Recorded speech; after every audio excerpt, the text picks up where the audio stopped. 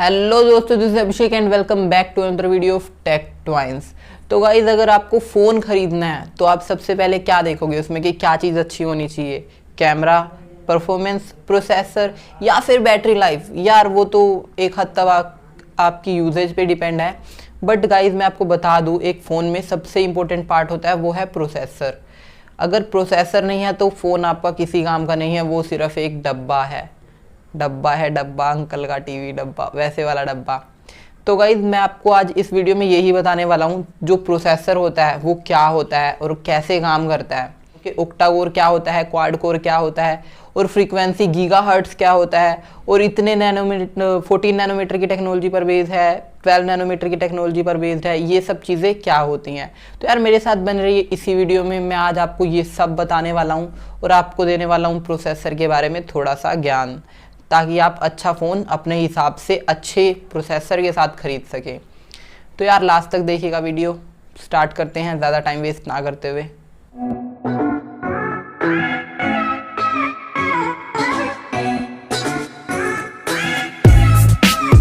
अगर हम प्रोसेसर देखें तो प्रोसेसर सिर्फ क्वाड कोर या ऑक्टा कोर या डुअल कोर ही नहीं होता। प्रोसेसर में और भी बहुत सारी चीज़ें होती हैं जिन्हें आपको देखना चाहिए, और वो सब चीज़ें डिपेंड करती हैं प्रोसेसर। उन सब चीज़ों पे मतलब डिपेंड होता है कि प्रोसेसर कैसा है, कितना फास्ट है, कितना ज़्यादा एनर्जी एफिशिएंट है, और उसकी जो मतलब प्रोसेसिंग पावर है वो कितनी ज़्यादा है। जो प्रोसेसर होता है वो बना होता है बहुत सारे कंपोनेंट से मिलकर, और वो करता है बहुत सारी प्रोसेसेस। तो उसमें जो सबसे इंपॉर्टेंट थिंग होती है वो होता है उसका आर्किटेक्चर। अब आर्किटेक्चर में आपको सिंपल सी भाषा में समझाऊं तो समझ लिए जी कि आपके पास एक ज़मीन है, उसको हम प्रोसेसर का बेस मान लेते हैं, वो हमारी ज़मीन हो गई। अब आपको उस पर घर बनाना है तो आपको चाहिए होगा नक्शा। तो नक्शा मतलब मैप, तो उसको ही हम बोलेंगे कोड, उसको ही हम बोलेंगे नक्शे को ही, वही होता है उसका आर्किटेक्चर।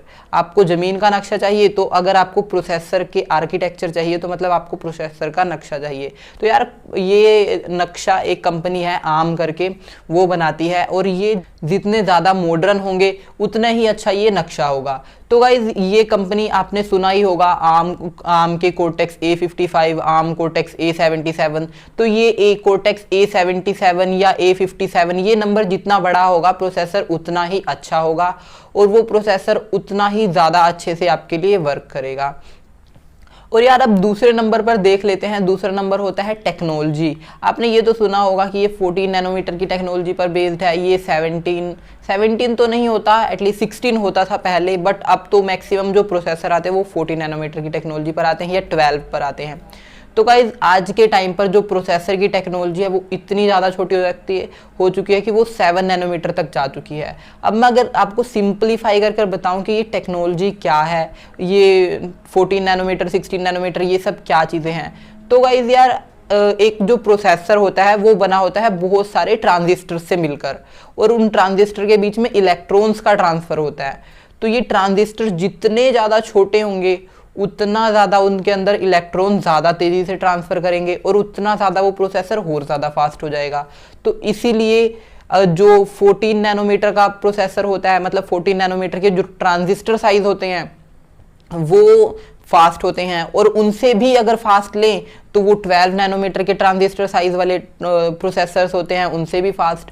और अभी जो सबसे फास्ट है वो 7 नैनोमीटर टेक्नोलॉजी पर बेस्ड प्रोसेसर है। वो एप्पल का A12 बायोनिक चिप है, वो 7 नैनोमीटर पर बेस्ड है। वो अभी का फास्टेस्ट है, मतलब सबसे छोटी नैनोमीटर की टेक्नोलॉजी, उसमें सबसे छोटे ट्रांजिस्टर्स लगाए गए हैं। तो अब बात कर लेते तीसरी चीज़ पर। तो तीसरी चीज़ क्या होती है यार? फ्रीक्वेंसी। जो आपने सुना होगा 1 गीगाहर्ट्ज़ का, 2 गीगाहर्ट्ज़ का, 3 गीगाहर्ट्ज़ का, कितने गीगाहर्ट्ज़ का हमें प्रोसेसर लेना चाहिए। तो दोस्तों फ्रीक्वेंसी कुछ नहीं होती, अगर मैं आपको सिंपल सी चीज़ समझाऊं तो काम करने की तेज़ी होती है कि कितनी तेज़ी से काम कर सकता है आपका प्रोसेसर। यार अब आप देख सकते हो, अगर आप हेल्दी हो तो आप बहुत ज़्यादा फास्टली वर्क कर सकते हो, बहुत ज़्यादा तेज़ी से वर्क कर सकते हो। तो ऐसे ही इसकी फ्रीक्वेंसी होती है। अगर फ्रीक्वेंसी ज़्यादा होगी, एक चीज़ मैं आपको पीछे बताना भूल गया कि हमने बोला था 14 नैनोमीटर मतलब टेक्नोलॉजी, तो ये नैनोमीटर का साइज जितना कम होगा प्रोसेसर उतना ही ज़्यादा फास्ट हो जाएगा। तो अब आते हैं फ्रीक्वेंसी पर। तो फ्रीक्वेंसी में होता है 1 गीगाहर्ट्ज, 2 गीगाहर्ट्ज, 2.4 गीगाहर्ट्ज। तो मैं आपको बता दूं, फ्रीक्वेंसी जितनी ही ज़्यादा होगी, मतलब जितनी ज़्यादा अच्छी फ्रीक्वेंसी पर प्रोसेसर वर्क करेगा, वो प्रोसेसर उतना ही ज़्यादा बेटर होगा। अगर आपके पास 1 गीगाहर्ट्ज की फ्रीक्वेंसी का प्रोसेसर है, वो थोड़ा लो वर्क, मतलब थोड़ा स्लो वर्क करेगा। अगर आपके पास 2 गीगाहर्ट्ज की फ्रीक्वेंसी का प्रोसेसर है तो वो और ज़्यादा फास्ट करेगा वर्क। और 3 गीगाहर्ट्ज की फ्रीक्वेंसी का प्रोसेसर है तो वो और ज़्यादा अच्छा वर्क करेगा। तो आप फ्रीक्वेंसी में नंबर जितने ज़्यादा हों उतना अच्छा वो आपके लिए प्रोसेसर होता है। तो सिंपली ये समझ लो कि फ्रीक्वेंसी को हाई रखना है और जो नैनोमीटर टेक्नोलॉजी है उसको लो रखना है, तो प्रोसेसर अच्छा होता है। तो यार अब बात कर लेते हैं क्वाड कोर, ऑक्टा कोर या फिर जो होता है डुअल कोर, ये सब क्या चीज़ें होती हैं। तो गाइज ये सब सिंपली कुछ नहीं होता। एक प्रोसेसर को अलग अलग हिस्सों में बांटा होता है। तो अगर वो हिस्से 2 होते हैं तो वो कहलाता है डुअल कोर, और 4 होते हैं तो वो क्वाड कोर कहलाता है। अगर 8 हो जाते हैं तो उन्हें बोलते हैं ऑक्टा कोर। तो गाइज ये सिंपली हम इसको ऐसे समझ लेते हैं कि अगर आपको मैंने एक काम दिया, अगर आपको मैंने बोला कि एक गड्ढा खोदना है, तो आप एक गड्ढा 8 घंटे में खोदोगे। और अगर मैंने 4 लोगों को भेज दिया तो वो 1 घंटा बहुत ज़्यादा कम टाइम लगेगा, आपको मे बी 2 घंटे ही लगे वो गड्ढा खोदने में। तो इसलिए जितना ज़्यादा उसकी क्वाड कोर, जितना अगर ऑक्टा कोर होगा तो वो बहुत अच्छा होगा। बट यार ये सब चीज़ एक साथ कॉम्बिनेशन कहकर मिलकर बनाते हैं। अगर आप 16 नैनोमीटर का प्रोसेसर ले लोगे और ऑक्टा कोर प्रोसेसर ले लोगे तो वो आपके लिए स्लो हो जाएगा। और अगर आप 10 नैनोमीटर की प्रोसेसर को आप क्वाड कोर ही ले लोगे तो वो मतलब लगभग उससे ज़्यादा ही होगा, या उससे थोड़ा ज़्यादा, या उसके लगभग उतना ही वर्क करेगा। तो यही सब थी बातें प्रोसेसर की। तो आपको एक प्रोसेसर देखने से पहले एक चीज़ याद रखनी है, आपको जो कोर्टेक्स आर्म का साइज है वो, मतलब कोर्टेक्स आर्म का जो आर्किटेक्चर है वो मतलब जो अभी का होगा, जो मतलब मॉडर्न होगा वो लेना है।